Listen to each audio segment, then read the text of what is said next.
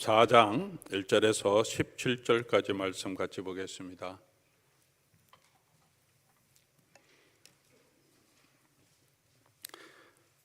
구약 성경, 제가 가지고 있는 성경은 51쪽입니다.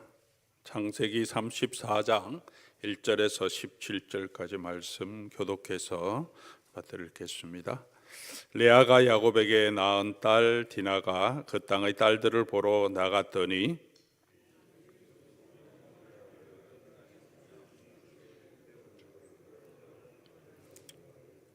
그 마음이 깊이 야곱의 딸 디나에게 연연하며 그 소녀를 사랑하여 그의 마음을 말로 위로하고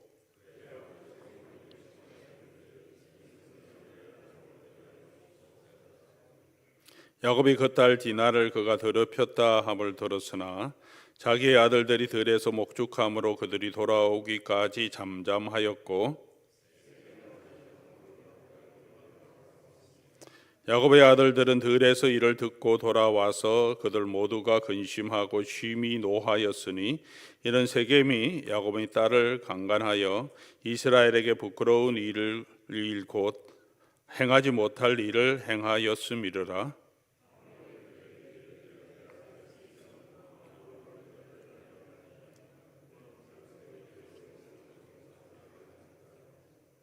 너희가 우리와 통혼하여 너희 딸을 우리에게 주며 우리 딸을 너희가 데려가고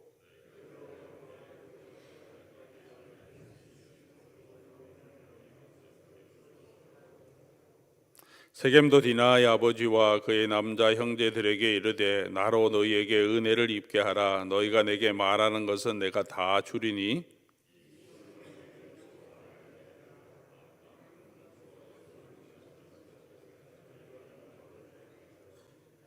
야곱의 아들들이 세겜과 그의 아버지 하몰에게 속여 대답하였으니 이는 세겜이 그 누이 디나를 더럽혔음이라.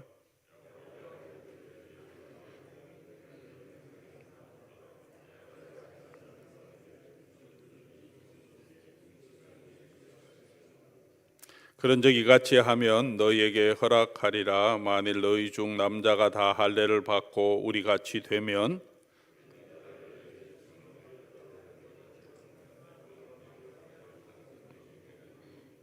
같이 읽습니다. 너희가 만일 우리 말을 듣지 아니하고 할례를 받지 아니하면 우리는 곧 우리 딸을 데리고 가리라.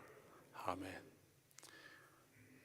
오늘 본문은 야곱이 그의 평생의 짐이었던 또 일생일대의 위기였던 에서와의 관계가 회복되고 해결된 후에 일어났던 일입니다. 극적으로 하나님의 은혜로 또 에서와 화해하게 되고 이제는 모든 고생이 끝나고 이제 평안하게 지낼 수 있을 줄 알았습니다. 아마 그의 마음이 많이 느슨해졌고 오늘 성경을 어제 본문을 보면 숫곳이라는 곳에 장막을 치고 그곳에 집을 짓고 살았고 또 세겜으로 옮겨서 그곳에 밭을 사서 자기 장막을 치고 유숙하는 모습을 보여줍니다. 이제 그 땅에 안주하려고 하는 그런 모습 보여줍니다. 이제는 좀 편안하게 살 수 있겠다 하고 있을 때 고생은 끝이고 이제는 행복이 시작되지 않을까 생각할 때 전혀 예상하지 못한 곳에서 문제가 생기고 다시 이전보다 더 급박한 위험에 처하게 되는 모습을 보게 됩니다. 온 가족이 다 분노, 아픔, 수치, 근심, 걱정에 빠지게 되는 사건입니다.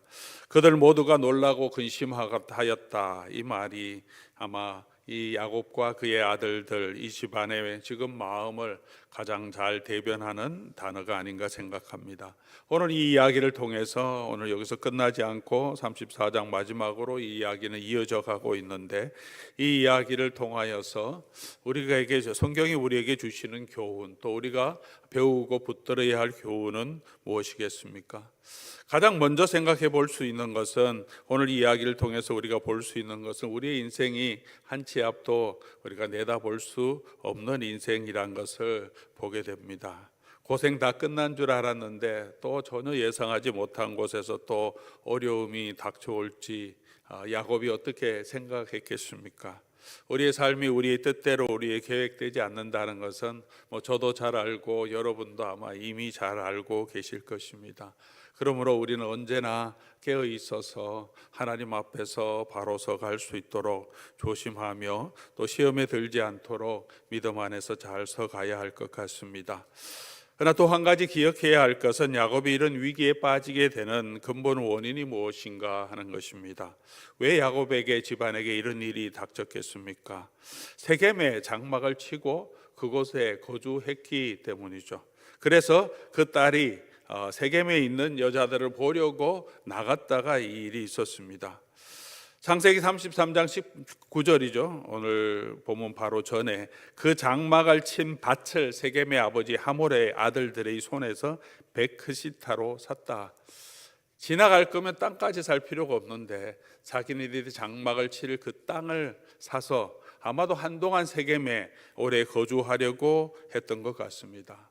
세겜 땅은 우리 숫곳은 요르단 야복강에서 바로 내려가서 요르단 강변에 있는 곳이 숫곳이고, 그곳에서 내륙으로 들어가서 세겜이라고 하는 지역은 우리가 잘 아는 북이스라엘 지역의 핵심적인 지역이고, 이 지역에는 교통의 요충지고 또 땅도 비옥하고 목축하기도 좋고, 고대로부터 이 지역에 많은 사람들이 모여서 살고 있었고, 우리가 나중에는 이제 사마리아 성이라고 하는 성이 세워지는데 바로 이 근처에, 이 지역은 이 북쪽 지방에 아주 중요한 굉장히 사람들이 살기 좋은 지방이었습니다. 이곳에서부터 우리가 잘 아는 갈멜산이라는 곳에 골짜기로 쭉 연결되어서 바다까지 이렇게 지나갈 수 있는 골짜기가 연결되어서 바닷바람도 이곳으로 많이 올라오는 곳입니다. 그곳에 한동안 거주하려고 머물러 있던 거죠. 하나님께서 야곱에게 바단 아람을 떠나라고 할 때 명령하신 그 명령은 뭡니까? 어디로 가라고 하셨습니까? 베델로 올라가라 하죠. 베델에 가서 너가 내게 소원한 대로 그곳에서 예배하라. 하나님이 약속하시고 가라고 하신 것은 베델인데, 오다가 한동안은 에서의 일 때문에 정신을 다 빠져서 거기 있다가 그게 해결되니까 이제 어디로 가야 하는지 방향을 잃고 그냥 그 땅에, 자기가 보기에 좋은 땅에 이곳에 있으면 되겠다. 이것도 하나님이 약속하신 땅의 한 부분이니까 그렇게 자기 눈에 좋은 대로 자기가 거주하기 좋은 땅에 머물러 있어서 이런 일들이 일어나게 됩니다. 아브라함의 조카 롯의 경우도 마찬가지였습니다. 롯과 아브라함은 함께 하나님의 명령을 받아서 하나님이 지시할 땅으로 왔습니다. 함께 그 땅에 거주하기가 비좁아서 서로 나누어지게 될 때 아브라함이 롯에게 다른 곳을 선택해서 떠나라고 할 때 창세기 13장을 보면 롯이 눈을 들어 요단들을 바라보니 그곳에 물이 넉넉하여서 나중에 여호와의 동산 같다, 그렇게 말합니다. 그렇게 보이는 것은 그 사람의 가치관이 반영된 것입니다.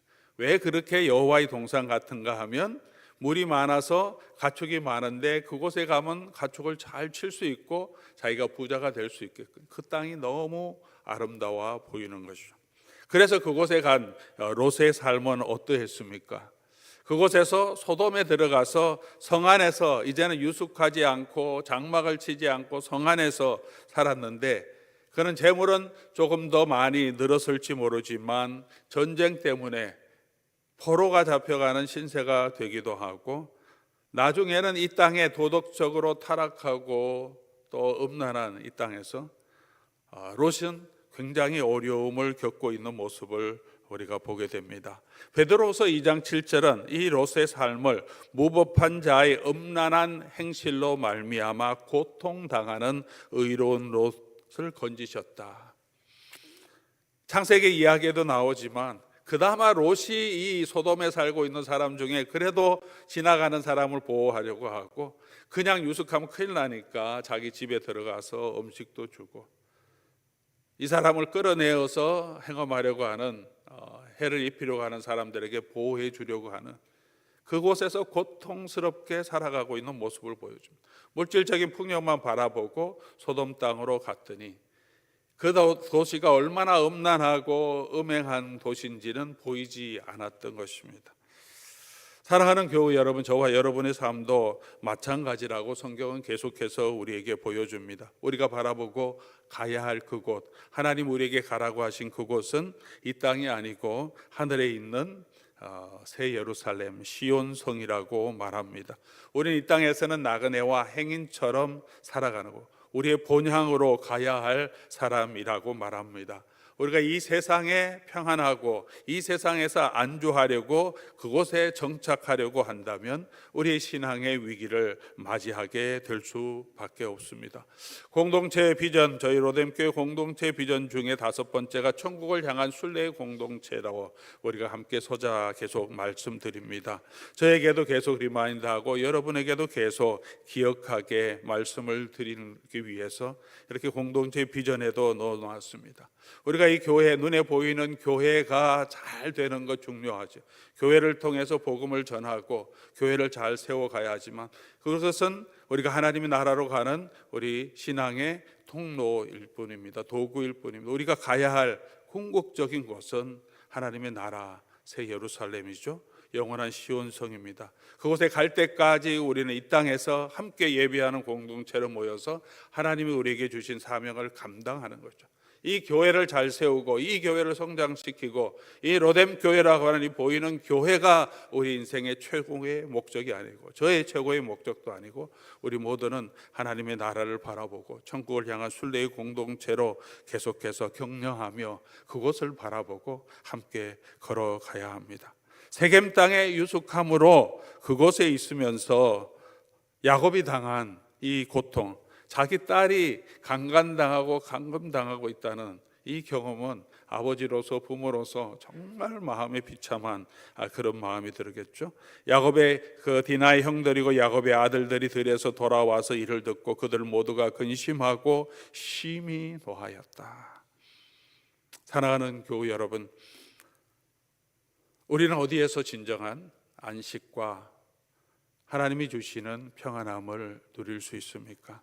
우리 눈에 보이기 좋은 그곳이 우리가 참으로 안식할 곳이 아니라 우리가 정말 안식할 수 있는 곳은 여호와의 예수 그리스도의 품 안에서 하나님의 은혜 아래서 저와 여러분이 참된 안식을 누릴 수 있다는 것을 우리가 다시 한번 기억하면서 이 땅의 평안함, 이 땅의 풍요로움을 바라보고 그곳에 안주하는 자가 되지 않기를 바랍니다. 그곳에 살아가고 있는 동안에 그 땅이 유혹하는 모습도 보여줍니다. 이왕 이렇게 됐으니까 우리가 서로 통혼하면서 잘 지내자. 8절부터 하몰과 또 세겜까지 찾아와서 야곱과 그의 아들들을 설득합니다. 우리가 충분히 보상하겠다. 내가 사랑한다. 너 당신 딸 내가 사랑한다. 함부로 하지 않겠다. 지금은 욕보였지만 내가 너무 사랑해서 그랬다. 지금 내가 잘 돌봐주겠다. 그리고 무엇이든지 결혼 지참금 말하는 거 다 내가 다 해주겠다. 우리 땅 너희 것이라. 우리 같이 이 땅에서 이 얼마나 좋은 땅이냐. 같이 잘 살아보자. 그렇게 유혹합니다. 우리가 세상에서 고난도 당하고 어려움도 당하지만 또 세상이 주는 유혹이 있습니다. 이 세상과 함께하면 이 세상의 흐름에 따라가면 잘 살 수도 있게 되는 것 같고 평안함을 누릴 수 있을 것 같은 그런 유혹이 이 세상에 있습니다. 우리는 어떻게 해야 합니까? 세상과 타협하며 살게 되면 그 땅에 정착해서 서로 통혼하여 살게 되면 하나님의 백성의 정체성을 잃어버리게 됩니다.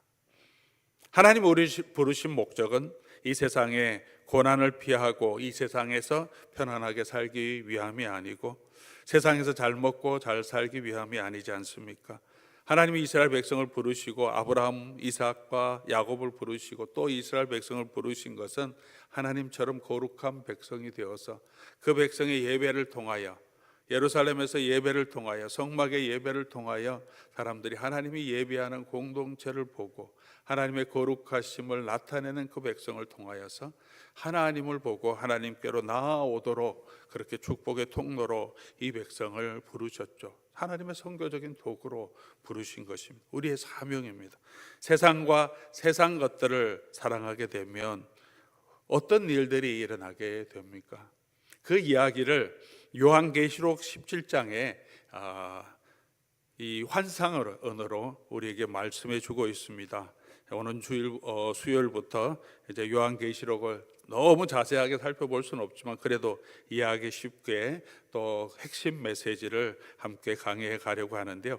요한계시록 17장에 보면 이제 새로운 비전이 나오는데 이 7가지 재앙들의 비전이 지나가고 17장에서는 새로운 비전이 나오는데 어떤 비전이 나오냐면 17장 1절에 또 7대접을 가진 7천사 중 하나가 7대접을 다 쏟았는데 이제 7대접을 가졌던 그 연결된다는 의미죠.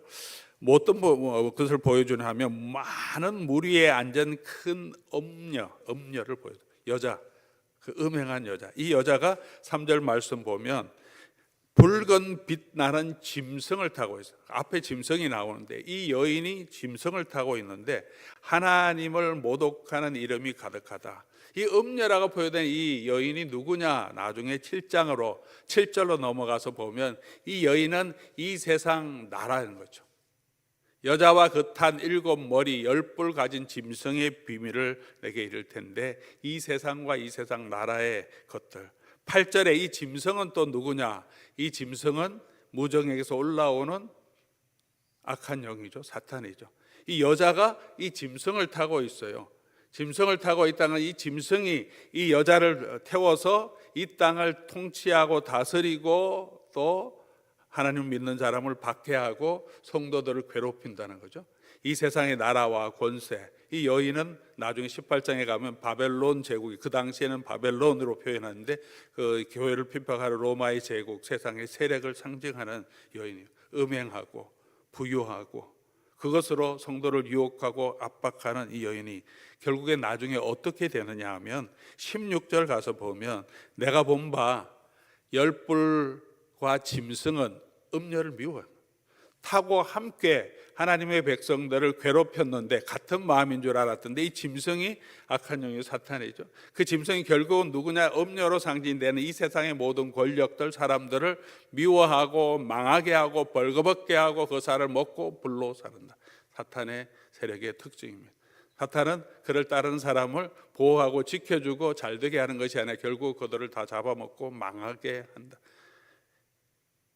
이 사탄, 이 짐승과 대척되는 게 어린 양입니다. 어린 양은 어떻게 합니까?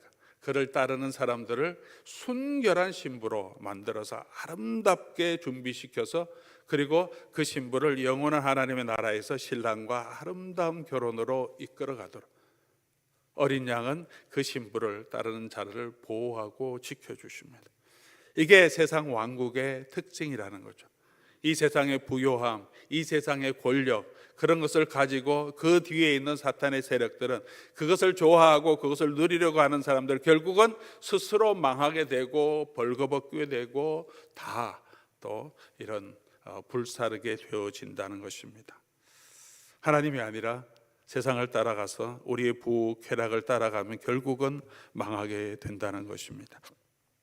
사랑하는 교우 여러분, 우리가 이런 유혹에 오늘도 또 날마다 우리에게 이런 유혹이 있습니다. 위협 때문에 우리가 힘들어도 하고 세상의 힘 때문에 고통 때문에 또 세상이 가지고 있는 그 부유함 그런 것 때문에 또 우리가 유혹도 받습니다. 이 두 가지가 항상 이 사탄의 세력, 세상의 세력은 동일하게 있죠. 위협되기 때문에 그 힘을 사모하게 하고 나도 저거 힘을 가지면 내가 더 편안하게, 더 돈을 가지면 더 편안하게 살 수 있을 텐데 그래서 그 유혹에 빠지고 또 그것을 유혹합니다. 그렇게 하면 너 편안하게 살 수 있을 거야. 우리랑 자연스럽게 우리가 평안하게 더 부유하며 더 복을 누리며 살아갈 수 있을 것이라고 우리를 계속 유혹합니다.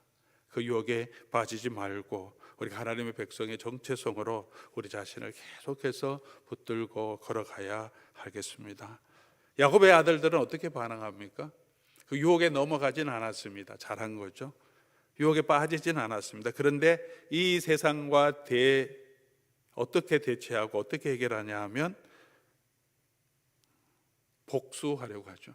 자기들이 힘들게 했기 때문에 할례라고 하는 이것을 우리가 하나님의 백성이 해야 된다고 해서 하나님이 만들어 주시고 제정해 주신 거룩한 것들을 가지고 복수의 도구로 사용합니다. 우리가 세상에서 어려움을 당하고 고난도 당하고 박해를 당하면 우리가 그 세상을 향해서 칼을 들고 같이 싸워서 이기라고 성경은 말하지 않습니다. 싸워서 이길 수 있는 것도 아니고 그렇게 하라고도 말하지 않습니다. 오늘도 우리 세상은 교회를 핍박하고 성도를 핍박하고 위협하고 또는 회유하고 유혹합니다. 우리가 어떻게 이 세상에서 서야 하겠습니까? 예수님은 박해하는, 또 사도들은 박해하는 이 세상과 세상 나라들을 향하여서 너희를 박해하는 자를 위해서 기도하라라고 말합니다. 악을 악으로 갚지 말고 손으로 악을 이기라라고 말합니다. 칼을 들어서 하나님의 나라를 세울 수 없다. 칼을 드는 자는 칼로 망하게 하겠다. 하나님의 나라는 칼로, 힘으로, 권력으로 세우는 것이 아니라고 말합니다. 우리가 모욕을 당할 때도 있고 또는 어려움을 당할 때도 있지만 우리가 이 세상을 이길 수 있는 방법은 하나님의 언약 백성으로 하나님 앞에서 거룩하게 살아감으로 우리가 이 세상을 이겨가야 한다는 것입니다. 우리가 힘써야 할 것은 하나님 앞에서의 순결한 삶이죠. 야곱과 그 아들들이 힘써야 할 것은 베델을 바라보고 하나님을 예비하는 자로 묵묵하게 하나님께서 예비하신 그 더 나은 본향을 바라보고 살아감으로 이 세상에 선한 영향력을 미칠 수 있고 이 세상을 이길 수 있는 것입니다. 오늘 우리가 더불어 싸워야 할 것은 이 세상과 혈과 육의 전쟁이 아니라고 했는데 이 세상과 더불어 싸우는 것이 아니라 죄와 더불어 싸우고 우리가 그 죄의 유혹으로부터 싸워서 우리가 편안하게 안주하려고 하는 마음에서 싸워서 우리가 하나님 앞에서 우리가 성결하게 살아갈 수 있도록 예수님이 부르신 그 복음에 더 합당하게 살아갈 수 있도록 이 세상이 아니라 더 영원한 하나님의 나라를 바라보며 오늘도 그 소망을 가지고 믿음으로 걸어가도록 전진해 나가는 것이 성도가 함께 싸워가야 할 우리의 삶인 줄 믿습니다. 오늘 이 야곱이 당한 이 이야기를 보면서 우리의 삶에 우리가 어떤 영적인 자세를 이 마지막 시대에 가져야 하는지 살펴보고 우리가 더 믿음 안에서 더 든든하게 서가는 저와 여러분 될 수 있기를 주의 이름으로 간절히 소원합니다. 오늘 우리 말씀 기억하시면서 찬송 같이 하면 좋겠습니다. 세상의 유혹 시험이 몰려올 때 우리 힘으로는 이길 수 없지만 우리가 주를 찬송하며 주께 맡기며 주님께서 지켜주신 그 믿음으로 이겨갈 수 있습니다라는 것을 생각하며 우리 같이 함께 찬송하고 기도하겠습니다.